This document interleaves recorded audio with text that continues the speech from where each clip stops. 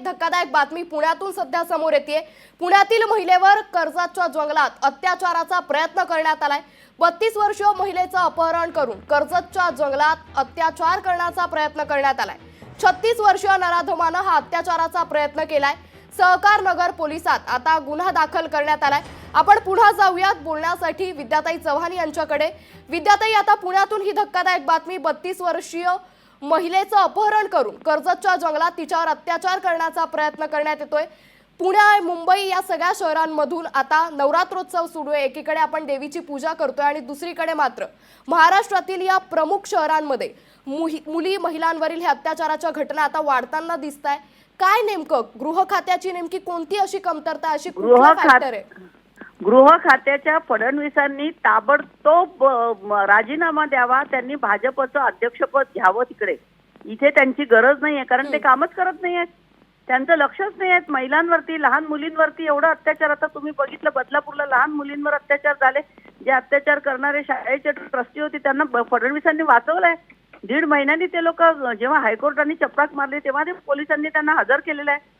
फडणवीसांना फक्त आपली माणसं वाचवायच्या आणि आपलं जास्तीत जास्त आमदार कसे निवडून येतील आणि अमित शहा आणि मोदी येतील तेव्हा त्यांच्या समोर डामडौलाने मिरवणंच फक्त पाहिजे। त्यांना फक्त महाराष्ट्राचं मुख्यमंत्री व्हायचंय। त्यांनी ताबडतोब राजीनामा द्यावा। पुण्यातील कर्जतच्या जंगलामध्ये महिलेवरती अत्याचार झालेले आहे। या अत्याचाराच्या घटना एवढ्या वाढतायत आणि पोलिसांना त्यांचं काम करू दिलं जात नाही। हा माझा आरोप फार महत्वाचा आहे। नुसते कायदे करून चालत नाहीये। शाळेमध्ये मुलांच्या कॅरिक्युलम मध्ये, अभ्यासक्रमामध्ये मुलांना शिकवा की एवढे कायदे आहेत। तुम्ही एखाद्या मुलीचा हात धरला किंवा मुलीची चेष्टा केली किंवा खोडी काढली तर तुम्हाला ही शिक्षा होऊ देते। प्रत्येक वेळेस महिलांना आणि तरुण मुलींना डोस पाडणं की तू हे कपडे घालू नको, ते कपडे घालू नको, असं कर तसं कर, मुलींना आणि महिलांना सांगणं बंद करा। मुलांवरती संस्कार करा। घराघरातल्या मुलांना सांगा की मुलींशी चांगलं वागलं पाहिजे। मुलींच्या बाबत जर तुम्ही अश्लीलपणा केला, तुम्ही मोबाईलवरती काही मेसेजेस केले, तुम्ही काहीतरी गैरवापर केला तर तुम्हाला शिक्षा होऊ शकते आणि कडक शिक्षा करा अशा मुलांना। त्यांना अनाथ आश्रमात तुम्ही सुधारगृहामध्ये टाकतात। त्या सुधारगृहामध्ये काय होतं, हल्ली मायनर मुलं 12, 13, 14 वर्षाची मुलं सुद्धा अत्याचार करतायत। आणि इथे पुण्याला आपण बघितलं कर्जतच्या जंगलात तो नराधम मुलींना घेऊन, महिलेला घेऊन गेला। म्हणजे पोलीस पेट्रोलिंग कुठे आहे? काय करतायत पोलीस? पोलीस स्टेशनचे पोलीस सर्वसामान्य जनतेचे फोन उचलत नाही। ही माझी पहिली तक्रार आहे। याची दखल घेतली पाहिजे गृह खात्याने। पोलिसांना फक्त आणि फक्त चीफ मिनिस्टर आणि इतर उपमुख्यमंत्री, मुख्यमंत्री, आमदार, खासदार यांच्या ड्युटीला असतात।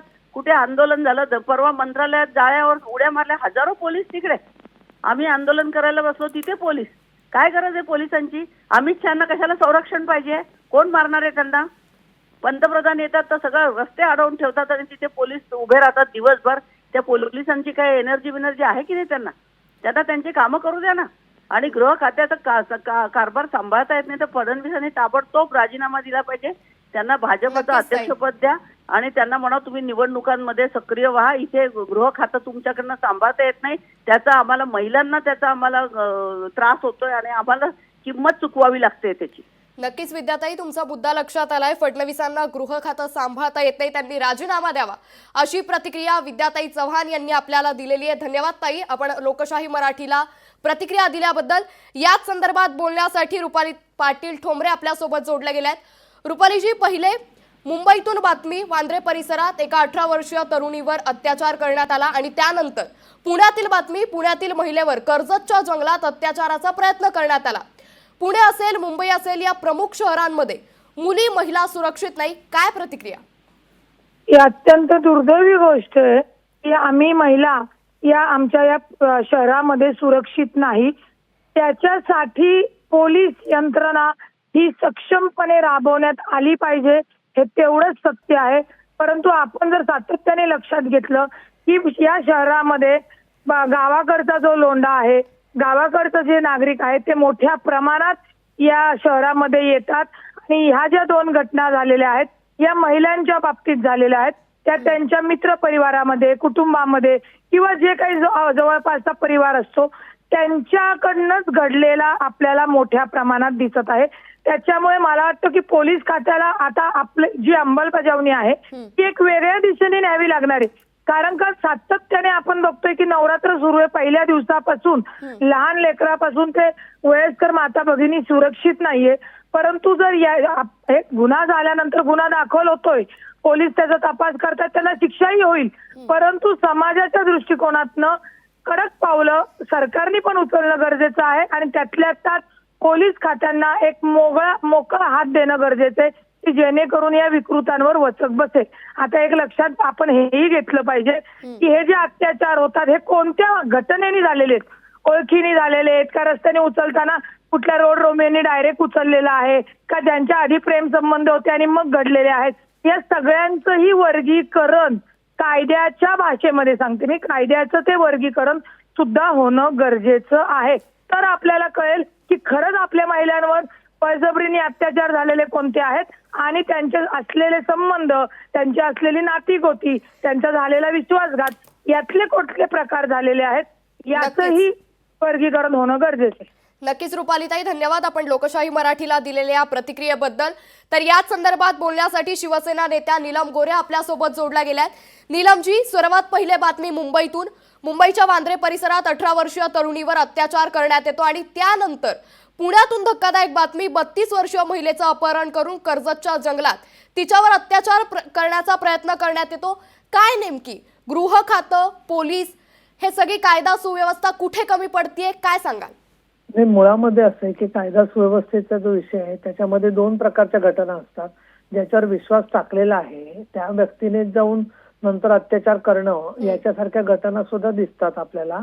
त्यामुळे कोणावर विश्वास टाकायचा आणि कोणावर विश्वास टाकायचा नाही याच्याबद्दलचा निर्णय आपण घेत असताना हा मनुष्य कसा आहे याची माहिती स्त्रियांना बऱ्याच वेळेला लक्षात येत नाही आणि त्या विश्वास टाकतात आणि त्याच्यानंतर अत्याचाराचा प्रयत्न केला जातो. आता या संदर्भामध्ये पोलिसांना चा विषय डायरेक्टली येतो, त्याच्यामध्ये अपहरण ज्यावेळेला होतं त्यावेळेला, आणि या संदर्भामध्ये पोलीस अगदी पूर्णपणाने आटोकाट प्रयत्न करतात की फोनची रेकॉर्ड्स किंवा त्याच्यामध्ये आसपास काय पुरावे परिस्थितीजन्य मिळत आहेत.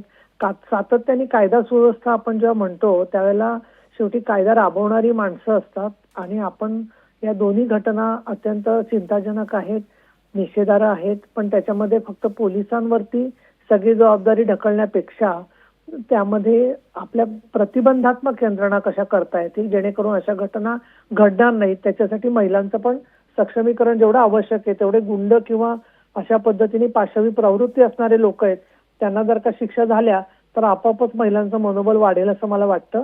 या दोन्ही घटनांचा मी स्वतः पाठपुरावा करते आहे. माझी तुम्हाला एक नम्र विनंती आहे लोकशाहीला की तुम्ही खूप सक्रिय आहात या बाबतीमध्ये, परंतु ज्या आमच्या मैत्रिणी सगळ्या भगिनी सहकारी महिला विशेषतः इतर पक्षातल्या या जेव्हा हे बोलतात त्याला कधीतरी त्यांना 8 दिवसांनी त्यांनाही विचारत जाणं तुम्ही की तुम्ही याचा काय पाठपुरावा केलेला आहे. कारण मला अनुभव असा येतो की फार अपवाद सोडले तर बहुतेक या केसेसचा पाठपुरावा कोणी करत नाही.